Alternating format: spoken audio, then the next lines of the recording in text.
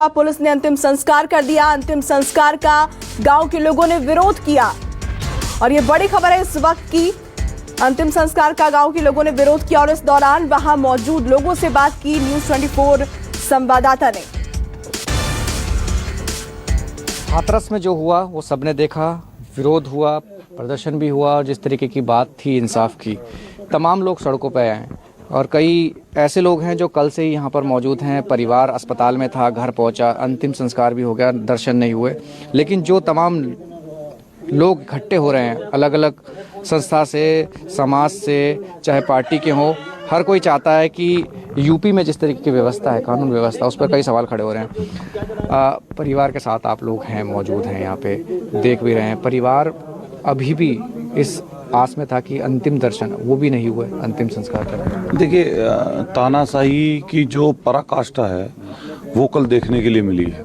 हमारे सनातन धर्म में, हिंदू परंपरा में रात में अंतिम संस्कार करने का प्रावधान नहीं है और हर कोई कहता है कि रात में आप संस्कार नहीं कर सकते, लेकिन संस्कार नहीं हुआ।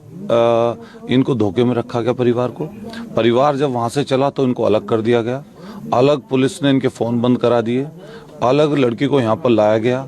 एक बार तो ऐसा हुआ कि सीधे शमशान की तरफ लेके चले गए, लेकिन लोग घर के परिवार के घर के गाड़ी के आगे अड़ गए, घर के गाड़ी के आगे अड़ गए तो थोड़ी देर के लिए वापस लाए, लेकिन फिर पुनः इतनी ज़बरदस्ती, इतनी तानाशाही, लोगों को कुचल कर वहाँ पर ले जाया गया और कि ये भी नहीं पता कि किसका अंतिम संस्कार हुआ है।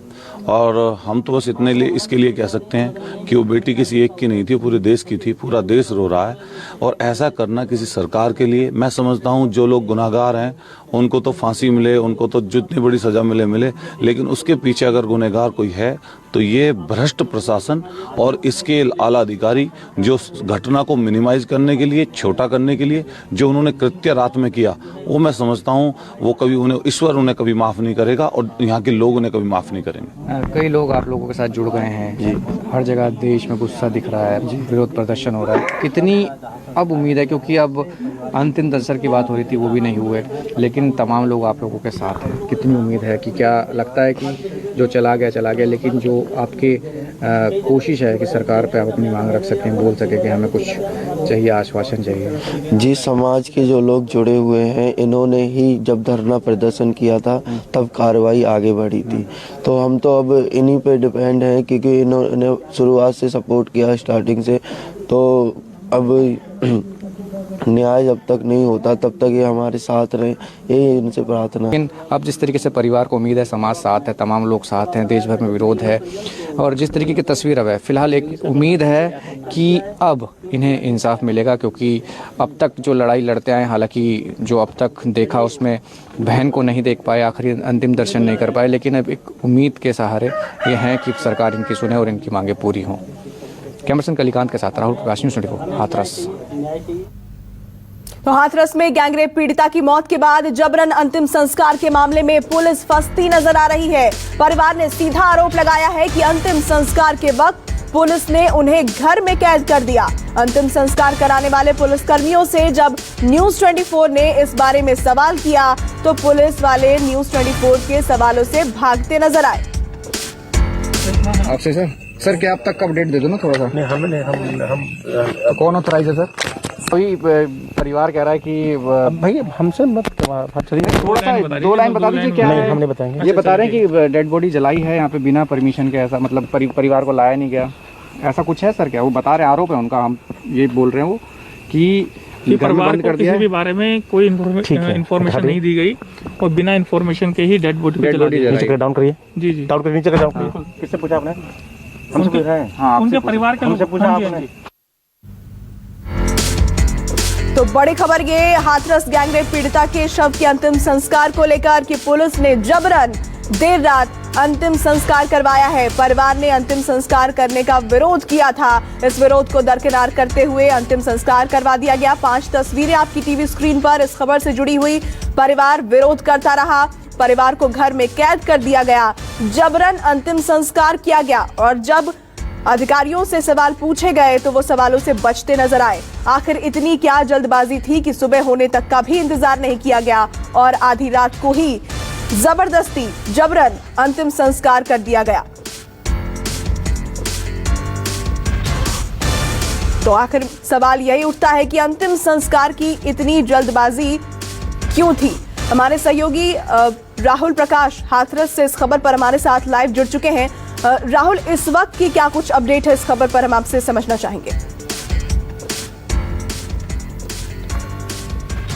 देखिए, फिलहाल स्थिति यही है कि परिवार सदमे में है, घर के अंदर मौजूद है और जो पुलिस का डिप्लॉयमेंट है घर से लेकर सड़क तक, यानी जहां एंट्री है वहां तक है और वहां से एंट्री जो है लोगों की आवाजाही बंद कर दी है। यानी ये साफ है कि उनको लगता है कि कुछ ना कुछ हो सकता है। ऐसे में संभावना है कि पहले से डिप्लॉयमेंट है, आवाजाही पूरी तरीके से बंद कर दी है। जो लोकल गाँव वाले हैं उनको जो बता रहे हैं क्या काम है उनको अंदर आने दिया जा रहा है, लेकिन जो तस्वीर है बदली नहीं है। जिस तरीके से परिवार लंबे समय से एक फाइट कर रहा था, जिस तरीके की कल की रात की जो तस्वीर देखी, हम उसके गवाह थे कि किस तरीके से एक परिवार को बंधक बनाया गया। यानी उनका कहना है कि उनको ताले के अंदर खुद उन्होंने ताला लगाया। वजह यह थी कि उनके साथ मारपीट की जा रही है, यह आरोप है। उसके बाद जो शव का अंतिम संस्कार जो परिवार जो कहते हैं कि सुबह वो होता, लेकिन रात को जबरन किया गया और परिवार के लोगों को ना बुला के खुद कर दिया। हालांकि जब हमने इसका सवाल किया तो उस पर यह कहा गया कि परिवार के लोग थे, लेकिन हमने ये भी पूछा कि वो परिवार के लोग कौन थे, जिनका नाम और जिनका वीडियो में जिक्र किया गया। जब हमने उनसे पूछा तो उन्होंने कहा कि हम दूर के रिश्तेदार हैं, लेकिन हमसे जबरदस्ती ये वीडियो हमारा बनाया गया, हमसे लकड़ी डलवाई गई, हाथ जोड़ने के लिए कहा गया। यानी तमाम वो चीजें थी जो लगता है कि पूरी तरीके से जल्दबाजी थी पुलिस और प्रशासन को कि वो अंतिम संस्कार करा दे, क्योंकि जब दिल्ली के अंदर से डेड बॉडी निकली थी उस दौरान भी जल्दबाजी में तमाम बॉडी को रखने के साथ साथ जो परिवार के लोग हैं उनको दूसरी गाड़ी में लाया गया और जैसे ही वो यहाँ पहुंचे हाथरस में, यहाँ पर भी उनको घर के नजदीक लाते लाते ये कहा गया कि आपको साथ चलना होगा। यानी एम्बुलेंस को गेट खड़ा करके उसको सीधे घर में बॉडी को ना उतार के नजदीक ही जहाँ कब्रिस्तान है वहां ले जाया गया, वहां उनका अंतिम संस्कार किया गया। यानी साफ तौर पर यह देखा जा सकता है कि जल्दबाजी थी हर चीज की। वो नहीं चाहते थे कि सुबह तक वक्त आए और उससे कोई ऐसी समस्या हो। समस्या की बात वो कर रहे थे कि लॉ एंड ऑर्डर की सिचुएशन खराब हो सकती है, लेकिन क्या लॉ एंड ऑर्डर की सिचुएशन खराब होगी ये समझने वाली बात है, क्योंकि एक लंबा प्रकरण रहा है। जिस घटना के बाद से ही सवाल उठते रहे कि जिस तरीके से जघन्य अपराध हुआ है, परिवार लगातार आवाज उठाता रहा, उसके बाद संज्ञान लिया गया, हालत इतनी बिगड़ी। बिल्कुल राहुल, इस तरह की लॉ एंड ऑर्डर की बात तब क्यों नहीं हुई जब उनकी बेटी, एक परिवार की बेटी इस तरह की हैवानियत की शिकार होती है और उसके बाद अंतिम संस्कार में भी परिवार को मौजूद नहीं रहने दिया जाता। इस समय बात की जाती है लॉ एंड ऑर्डर की। ये लॉ एंड ऑर्डर पहले कहां गया था?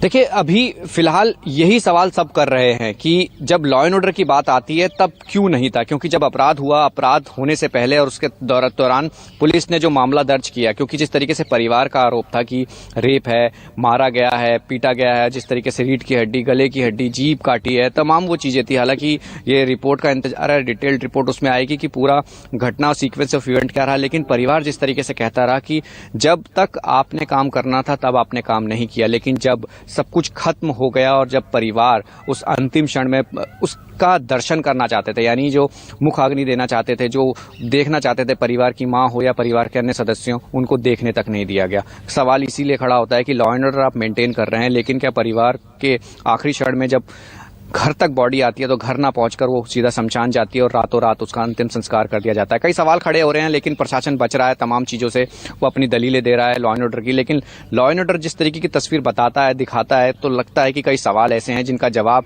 मिलना जरूरी है और फिलहाल वो जवाब हमारे पास इनकी तरफ से नहीं मिला है कोई। वही रवैया जो ढोलमोल रवैया जो प्रशासन का था, उसी तरीके की बातें रात भी थी, सुबह भी थी।